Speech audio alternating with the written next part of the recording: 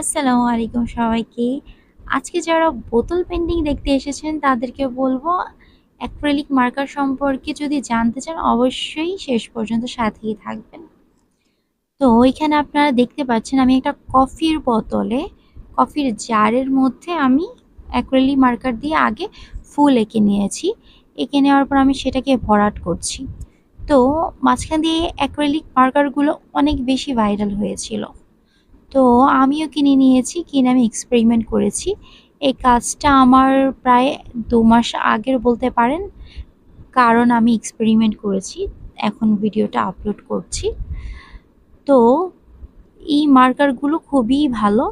কিন্তু কিছু কালার আছে পুরোপুরি স্মুথ না। আমি জানি না বাকিদেরটা, বাট আমার কিছু কালার একদমই স্মুথ না। আর যারা ইক কালার দিয়ে আপনারা গ্লাসে পেইন্ট করবেন তাদেরকে বলবো যে একবার কালার না করে দুবার কালার করতে, একবারের উপরে আরেকবার। আর এখানে দেখেন আমি যে হলুদ লিখেছি সেটা আমি গ্লাস লাইনার দিয়ে লিখেছি। যেহেতু লাইনার দিয়ে লিখলে একটু উঁচা হয়ে থাকবে, তো এটা ভালো লাগবে, এই কারণে আমি এটা দিয়ে করেছি। আপনারা চাইলে কালো মার্কার দিয়ে লিখতে পারেন। তো এখানে দেখেন কিছু ফুল আমি আবার কি করছি আপনার অ্যাক্রিলিক কালার দিয়ে ইউজ করছি। কারণ আমার কাছে ওই অ্যাক্রিলিক মার্কারের চেয়ে অ্যাক্রিলিক কালার দিয়ে করাটা বেশি সুন্দর লাগছিল।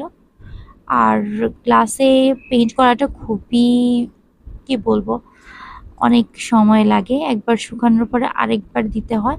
দিলে আপনার রংটা গাঢ় হয়। আর যদি আপনি হালকা করতে চান তাহলে একবার অ্যাপ্লাই করবেন।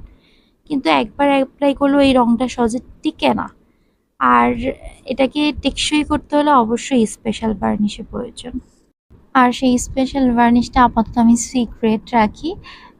যেহেতু আমি ফিউচারে কোর্স নিয়ে চিন্তাভাবনা করছি, তো সেটা আমি একটু হিডেনই রাখলাম।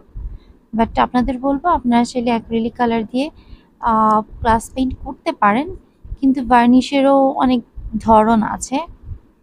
যাই হোক, তো এই বোতল পেইন্টিংটা আপনাদের কেমন লেগেছে অবশ্যই আমাকে কমেন্টে জানাবেন।